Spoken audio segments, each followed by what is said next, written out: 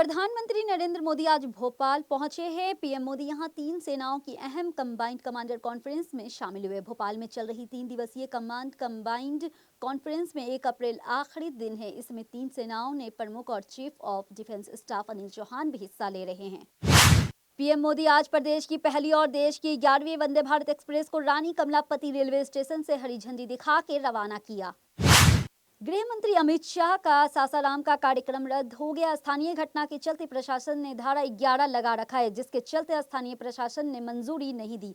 अमित शाह अब केवल नवादा के कार्यक्रम में शामिल होंगे। कर्नाटका की 224 विधानसभा सीट के लिए 10 मई को वोटिंग होगी और 13 मई को इसके नतीजे भी आ जाएंगे, लेकिन इससे पहले ही नेताओं के पाला बदलने का दौर शुरू हो गया है। कर्नाटका से जेडीएस विधायक एटी रामस्वामी बीजेपी में शामिल होने जा रहे हैं।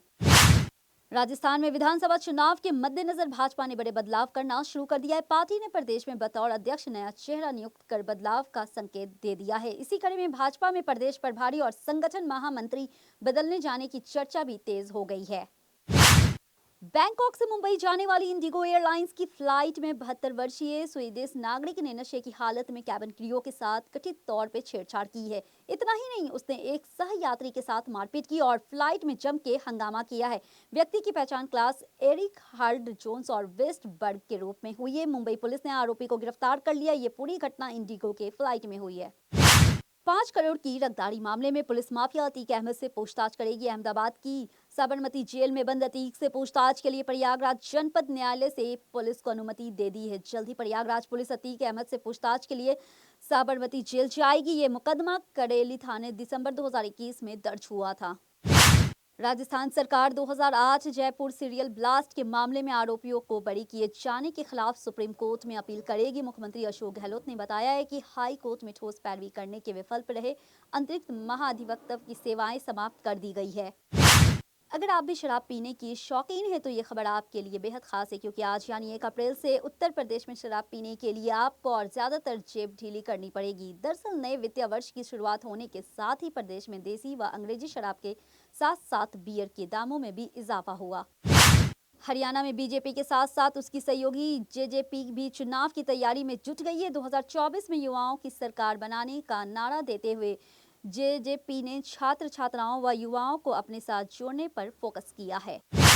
केंद्रीय गृह मंत्री अमित शाह बिहार को लेकर के काफी सक्रिय हैं। 6 महीने में अमित शाह को चौथा दौरा बिहार में होने जा रहा है। वहीं इस कार्यक्रम को लेकर के बीजेपी के प्रदेश अध्यक्ष स्मार्ट चौधरी ने प्रेस कॉन्फ्रेंस की है। इस दौरान बिहार सरकार पर आरोप लगाते हुए कहा है, सरकार लगातार हम लोगों से कार्यक्रम के साथ सौतेलापन व्यवहार कर रही है। दिल्ली के कंजवाला केस रोहिणी कोर्ट में आज पुलिस ने चार्जशीट दायर की है। दिल्ली पुलिस की ओर से लगभग 800 पन्ने की चार्जशीट कोर्ट में दाखिल की गई। इस मामले में 120 के लगभग विटनेस है। कंजा वाले मामले में दिल्ली पुलिस ने कुल 7 आरोपियों में से 4 के खिलाफ हत्या की धारा दर्ज की है। अरविंद केजरीवाल ने आज प्रेस कॉन्फ्रेंस की। इस दौरान सीएम केजरीवाल ने प्रधानमंत्री नरेंद्र मोदी पे हमला बोला है। उन्होंने कहा है, इस देश में पीएम पढ़े लिखे होने चाहिए, क्योंकि उनके दिन में कई फैसले लेने के होते हैं, नहीं तो अफसर गुमराह कर सकता है। प्रधानमंत्री की डिग्री क्यों नहीं दिखाई जा रही है? पूरे देश के सामने ये प्रश्न है। 21वीं सदी के भारत के सामने ये सवाल है। दिल्ली के इंदिरा गांधी अंतर्राष्ट्रीय हवाई अड्डे पे मुंबई जाने वाली कार्गो एयरलाइंस से कथित तौर पे इलेक्ट्रॉनिक गैजेट्स चोरी करने का मामला सामने आया। इस मामले की शिकायत मिलने के बाद दिल्ली पुलिस ने 2 ग्राउंड हैंडलिंग कर्मचारियों को गिरफ्तार किया। इस बात की पुष्टि एक अधिकारी ने की।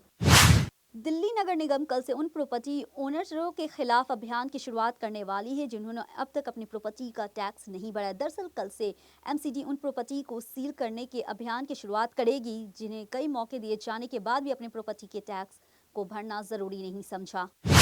असम के आवास और शहरी मामलों के मंत्री ने सड़कों पे कूड़े खुले ट्वीट कर दुख जताया है। सड़कों के किनारे लोग के खुले में कूड़ा फेंकने की तस्वीर सोशल मीडिया पे वायरल है। खुले में पड़े कूड़ा को देख करके राज्य के आवास और शहरी मामलों के मंत्री ने दुख जताते हुए कहा है, वे असहज महसूस कर रहे हैं। एंकर 17 कर्नाटका विधानसभा चुनाव की तारीख के ऐलान के बाद से ही सूबे की राजनीति काफी गर्म है। इन सबके बीच अनंतपुर साहब के सांसद और कांग्रेस नेता मनीष तिवारी ने कहा है, कांग्रेस आगामी कर्नाटका विधानसभा चुनाव जीतेगी, साथ ही वहां की बीजेपी सरकार विपक्ष में नजर आने वाली है। बेंगलुरु से एक दिल दहला देने वाली घटना सामने आई है, जहां आर्थिक तंगी के कारण एक ही परिवार के 4 सदस्यों ने लॉज में आत्महत्या कर ली है। मरने वालों में 2 बच्चे भी शामिल हैं। इस घटना का खुलासा तब हुआ जब परिवार अपनी बुकिंग से आंतरिक दिन लॉज में रुका रहा। इस दौरान परिवार का एक भी सदस्य कमरे से बाहर नहीं निकला। दूसरी चाबी से जब कमरे का लॉक खोला गया तो अंदर का नजारा देखकर सभी हैरान रह गए। 1 अप्रैल से यानी आज से नया वित्तीय वर्ष चालू हो रहा है। इसके साथ कई नियम लागू होने वाले हैं। इसका असर आपकी जेब पे, खरीदारी और निवेशन पे पड़ सकता है। नए वित्तीय वर्ष में आयकर के नियमों से लेकर के जीवन बीमा नीति पर ज्यादा कर और एलपीजी के नए दामों से जुड़े परिवर्तन होंगे।